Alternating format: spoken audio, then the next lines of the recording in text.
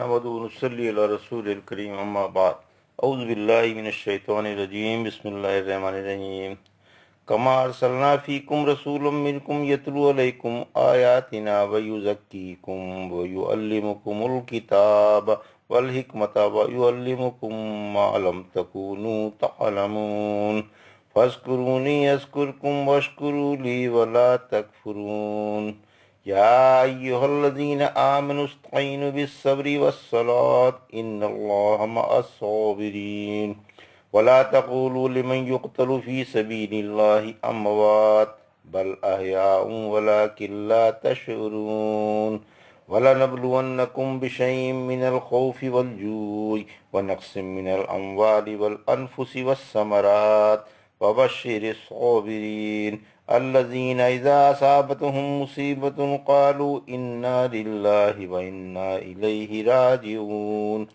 أولئك عليهم صلوات من ربهم ورحمة وأولئك هم المهتدون إن الصفا والمروة من شعائر الله فمن حج البيت أو اعتمر فلا جناح عليه أن يطوف بهما ومن تطوع خيرا فإن الله شاكر عليم۔ ابھی آپ نے سورہ بقرہ کی آیت 151 سے 158 تک کی تلاوت سماعت فرمائی۔ ان آیتوں کا ترجمہ اور تفسیر اس طرح ہے: کما ارسلنا فیکم رسولا منکم یتلو علیکم آیاتنا ویزکیکم ویعلمکم الکتاب والحکمت وَيُعَلِّمُكُم مَّا لَمْ تَكُونُوا تَعْلَمُونَ۔ آیت 151۔ فَاذْكُرُونِي أَذْكُرْكُمْ وَاشْكُرُوا لِي وَلَا تَكْفُرُونَ۔ آیت 152۔ ترجمہ: جیسے ہم نے تمہیں میں سے ایک رسول بھیجا جو تمہیں ہماری آیتیں پڑھ کر سناتا ہے، تمہیں پاک کرتا ہے، تمہیں کتاب و سنت کی تعلیم دیتا ہے اور تمہیں وہ سکھاتا ہے جس سے تم ناآشنا تھے، لہٰذا مجھے یاد کرو، میں تمہیں یاد کروں گا، اور میرا شکر ادا کرو، ناشکری نہ کرو۔ یہ تھا ترجمہ آیت 151 152 کا۔ اس کی تفسیر آیت 151 کی۔ رحمت عالم صلی اللہ علیہ وسلم کی بات ایک عظیم نعمت ہے، یعنی ہم نے تمہیں میں سے ایک رسول مبعوث فرمایا جو تمہارے آگے ہماری آیتیں کھول کھول کر بیان کرتا ہے اور اپنے نادر انداز بیان سے قرآن کی تفسیر تمہیں سمجھاتا ہے، نیز بری عادتوں سے، گری ہوئی باتوں سے، کمینہ خصلتوں سے، شرک و کفر سے اور جاہلیت کی رسموں سے تمہیں پاک کرتا ہے، تمہیں اندھیروں سے اجالے کی طرف نکال کر لاتا ہے، کتاب و سنت کی تعلیم دیتا ہے اور جن باتوں سے تم ناواقف تھے انہیں سکھاتا ہے۔ تم جاہلیت میں جاہل و نادان تھے، لیکن رسالت کی برکتوں اور نبوت کی سعادتوں سے اللہ کے دوست، دنیا کے استاد اور علوم و معارف کے سمندر بن گئے۔ تمہارا علم گہرا، دل منبع، خیر و برکات، عادتیں تکفات سے خالی اور باتیں سیدھی اور سچی ہیں۔ سورہ آل عمران کی آیت 164 میں فرمایا: واقعی اللہ کا ایمان والوں پر یہ احسان ہے کہ اس نے انہی میں سے ایک رسول بھیجا جو انہیں قرآن کی آیتیں پڑھ کر سناتا ہے اور ہر قسم کی نجاستوں سے پاک فرماتا ہے۔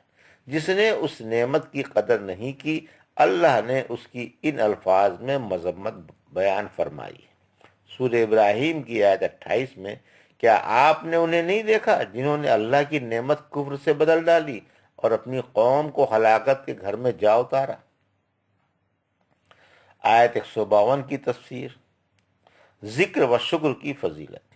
فرمایا: میرا ذکر کرتے رہو، مجھے کسی وقت بھی نہ بھولو۔ اگر تم میرا ذکر کرتے رہو گے تو میرا شکر ادا کر سکو گے، اور جب کبھی مجھے بھول جاؤ گے تو ناشکری میں مبتلا ہو جاؤ گے۔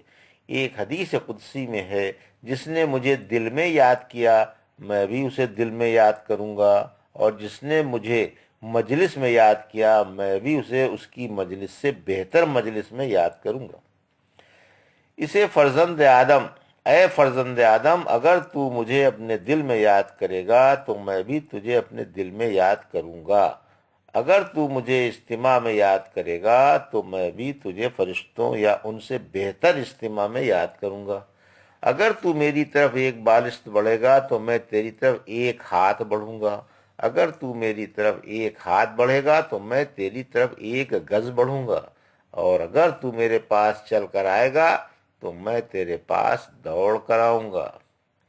شکر باعث خیر و برکات ہے، وشکرونی ولا تکفرون میں شکر کا حکم ہے اور شکر پر نعمت بڑھا دینے کا وعدہ بھی ہے۔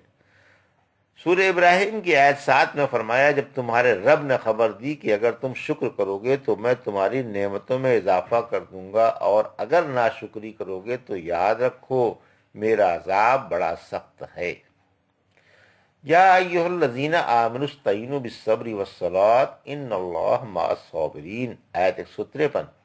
ولا تقولوا لمن يقتل في سبيل الله اموات بل احیاء ولکن لا تشعرون، آیت 154۔ ان دونوں آیتوں کا ترجمہ، اے ایمان والو، صبر و نماز سے مدد حاصل کرو، یاد رکھو اللہ صبر والوں کے ساتھ ہے، اللہ کی راہ کے شہیدوں کو مردہ نہ سمجھو بلکہ وہ زندہ ہیں لیکن تمہیں شعور نہیں۔ اب آیت 153 کی تفسیر۔ صبر و نماز کی فضیلت، شکر کے بعد صبر کا بیان ہے، اور یہ ہدایت ہے کہ صبر و شکر کو نجات کا ذریعہ بناؤ۔ ظاہر ہے کہ انسان کی دو ہی حالتیں ہیں، یا تو رب کی نعمتوں سے محظوظ ہوگا تو شکر کی ضرورت ہے، یا کسی تکلیف و آفت میں مبتلا ہوگا تو صبر کی ضرورت ہے۔ اچھی اور بری حالت میں صبر و شکر کا دامن ہاتھ سے نہ چھوٹنے پائے تاکہ ہر حالت نجات کا سبب بن جائے۔ حدیث میں ہے کہ مومن کی ہر حالت قابل رشک ہے، اس کے لیے اللہ کے ہر فیصلے میں خیر ہی خیر ہے، اگر نعمتوں پر شکر کرے تو بھی خیر ہے، اور اگر تکلیف پر صبر کرے تو بھی خیر ہے، ہر حال میں خیر ہی خیر ہے۔ معلوم ہوا کہ مصائب برداشت کرنے کے لیے جن چیزوں سے مدد لی جاتی ہے ان میں چوٹی کی چیزیں صبر و نماز ہیں۔ آیت 154 کی تفسیر۔ شہداء کی زندگی، برزخ میں زندہ ہیں، شہداء برزخ میں زندہ ہیں اور انہیں روزی بھی ملتی ہے۔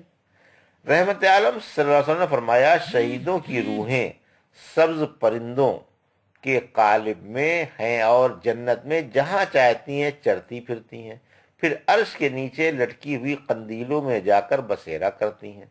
اللہ انہیں جھانک کر دیکھتا ہے اور پوچھتا ہے، کیا چاہتی ہو؟ ارواح کہتی ہے، اے پیارے آقا، ہم اور کیا چاہیں، تو نے ہمیں سب کچھ دے رکھا ہے، جبکہ دوسری مخلوق ان نعمتوں سے مالا مال نہیں۔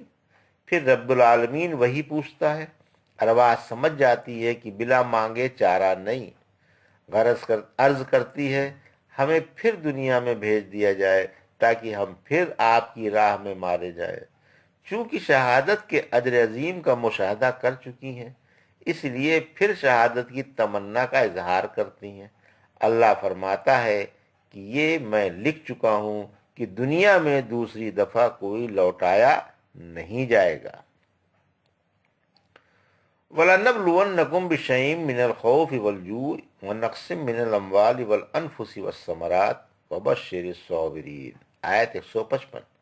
الَّذِينَ إِذَا أَصَابَتْهُم مُّصِیبَةٌ قَالُوا إِنَّا لِلَّهِ وَإِنَّا إِلَیْهِ راجعون، آیت 156۔ اولئک علیہم صلوات من ربہم ورحمہ واولئک هم المہتدون، آیت 157۔ ان تینوں آیتوں کا ترجمہ اس طرح ہے، اور ہم تمہیں کچھ ڈر سے، کچھ بھوک سے اور کچھ مالوں، جانوں اور پھلوں میں کمی پہنچا کر ضرور آزمائیں گے۔ آپ صبر کر کے کرنے والوں کو خوشخبری سنا دیں۔ جو مصائب میں پڑھ کر انا للہ پڑھتے ہیں، یعنی ہم اللہ کے ہیں اور اسی کی طرف لوٹ کر جانے والے ہیں، انہی پر ان کے رب کی مہربانیاں اور نوازشیں ہیں اور یہی راہ یافتہ ہیں۔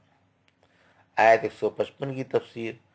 مومن کو بقدر ایمان کے آزمایا جاتا ہے، یعنی اللہ ایمان والوں کو بقدر ایمان کے آزماتا ہے۔ سورہ محمد کی آیت نمبر 31 میں فرمایا، ہم تمہیں ضرور آزمائیں گے جب ہم تم میں سے مجاہدوں کو اور صبر کرنے والوں کو جان نہ جائیں اور تمہاری حالات کو آزمائیں گے۔ امتحان کبھی نعمتیں دے کر لیا جاتا ہے اور کبھی مصائب میں مبتلا فرما کر۔ سورہ نحل کی 112 نمبر آیت میں فرمایا، پھر اللہ نے اس بستی کو بھوک اور خوف کے لباس کا ذائقہ چکھا دیا، چونکہ بھوک و دہشت چہرے سے نمایاں ہو جاتی ہے، اس لیے گویا انہوں نے بھوک اور خوف کا لباس پہن رکھا ہے کہ بیک نظر پہچان لیے جاتے ہیں۔ یہاں بھی یہی فرمایا کہ تھوڑی سی بھوک اور دہشت سے آزمائیں گے، کچھ پیداوار میں کمی کر دیں گے، کچھ مالوں میں کمی آ جائے گی اور کچھ جانوں میں۔ تم احباب و اقارب کی، رفقا کی اور جان پہچان کے لوگوں کی موتوں سے آزمائے جاؤ گے۔ باغوں میں پھل کم آئیں گے اور کھیتوں کی پیداوار گھٹ جائے گی۔ اللہ ان تمام باتوں سے اپنے بندوں کو آزماتا ہے، پھر صبر کرنے والوں کو ثواب ملتا ہے اور بے صبروں کو عذاب۔ اسی وجہ سے فرمایا کہ آپ صبر کرنے والوں کو مزدہ سنا دیں۔ آیت 156 کی تفسیر، مسلمان کی شان تسلیم و رضا ہے۔ اللہ نے جن صبر والوں کی قدر و منزلت بڑھائی ہے وہ ہیں جو مصائب کے وقت انا للہ و انا الیہ راجعون پڑھ کر اپنا دل بہلا لیتے ہیں اور سوچ لیتے ہیں کہ ہم اللہ کے مملوک ہیں۔ اللہ اپنے بندوں کو جس حال میں چاہے رکھے، اسے اختیار ہے۔ ہم راضی برضا ہیں اور ایک دن ہمیں اسی کے پاس لوٹ کر جانا ہے۔ انہیں یقین ہے کہ اللہ کسی کی رائی برابر بھی نیکی ضائع نہیں کرے فرمائے گا، اس لیے وہ دنیا میں صبر کر کے آخرت کے لیے نیکیاں جمع کر لیتے ہیں۔ اسی وجہ سے صبر کا جو اجر ملنے والا ہے اسی کا بیان اگلی آیت میں ہے۔ آیت 157 کی تفسیر میں، اللہ کی مہربانیاں، اس کے الطاف و کرم اور اس کی نوازشیں قیامت کے دن خاص طور سے صبر کرنے والوں پر ہوں گی۔ انہیں آخرت کے عذابوں سے نجات ملے گی اور دنیا میں ہدایت نصیب ہوگی۔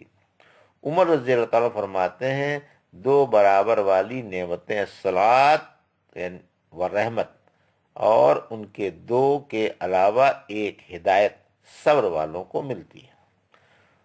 دو ہم وزنوں کے درمیان جو بوجھ کی زیادتی ہوتی ہے اسے علاوہ کہتے ہیں۔ اسی طرح صابروں کو ثواب کے علاوہ دنیا میں جو مزید نعمت ملتی ہے وہ ہدایت ہے کہ وہ سیدھی راہ پا گئے۔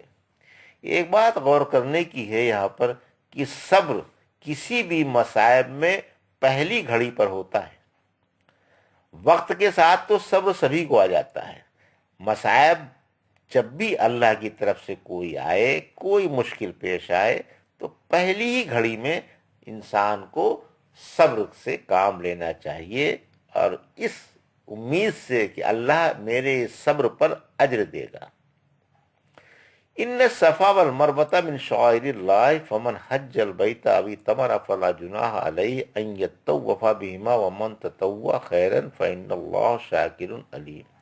آیت 158 ترجمہ، یاد رکھو صفا اور مروہ اللہ کی نشانیوں میں سے ہیں، پھر جو بیت اللہ کا حج یا عمرہ کرے اس سے ان دونوں کا طواف کرنے میں کوئی حرج نہیں، اور جس نے نفل نیکی کی تو اللہ قدردان اور خوب جاننے والا ہے۔ کیا صحیح رکن ہے؟ 158 آیت کی تفسیر میں رحمت عالم صلی اللہ علیہ وسلم طواف سے فارغ ہو کر حجر اسود کا استلام فرماتے، پھر باب صفا سے ان الصفا والمروۃ من شعائر اللہ پڑھتے ہوئے نکلتے، پھر فرماتے میں طواف کی ابتدا اس پہاڑ سے کرتا ہوں جسے اللہ نے اس آیت میں پہلے بیان فرمایا ہے۔ یہ سنت حاجرہ کی طواف کی سے اور تلاش آب میں بار بار صفا مروہ پر آنے جانے سے لی گئی ہے۔ جب ابراہیم علیہ السلام انہیں سنسان میدان میں تنہا چھوڑ کر چلے گئے تھے اور پانی اور کھجوریں ختم ہو گئی تھیں، تو ہاجرہ رضی اللہ تعالیٰ عنہ نے بچے کو پیاس سے تڑپتا ہوا دیکھا، بے تاب ہو کر کھڑی ہو گئیں۔ اللہ سے فریاد کرنے لگیں اور اس مبارک جگہ پر صفا سے مروہ پر اور مروہ سے صفا پر سہمی ہوئی مجبور و بے کس، مسکین و بے بس اور اللہ کی محتاج بن کر آنے جانے لگیں۔ آخر اللہ نے ان کی بے قراری دور فرمائی اور چشمہ زمزم جاری کیا، جس کا پانی غذا بھی ہے اور دوا بھی۔ صفا مروہ کے درمیان دوڑنے والا حاجرہ رضی اللہ کی طرح اللہ سے اپنی مرادیں مانگے۔ ان دونوں پہاڑوں کے درمیان سعی کرنے والوں پر لازم ہے کہ اپنی احتیاج و ذلت کو اللہ کے آگے پیش کریں اور دعا کریں کہ اللہ ان کے دلوں میں ہدایت پیدا کر دے، ان کی حالت سنوار دے، گناہ معاف کر دے، ان کے عیوب و نقائص دور کر دے، سیدھی راہ پر قائم رکھے، مرتے دم تک اسی پر جمائے رکھے اور گناہوں کی دلدل سے نکال کر کمال و معافی اور ثواب و استقامت کی راہ پر لے آئے، اور جو معاملہ حاجرہ رضی اللہ تعالیٰ عنہ کے ساتھ کیا گیا تھا وہی ان کے ساتھ کیا جائے، یعنی دعائیں قبول کر لی جائیں۔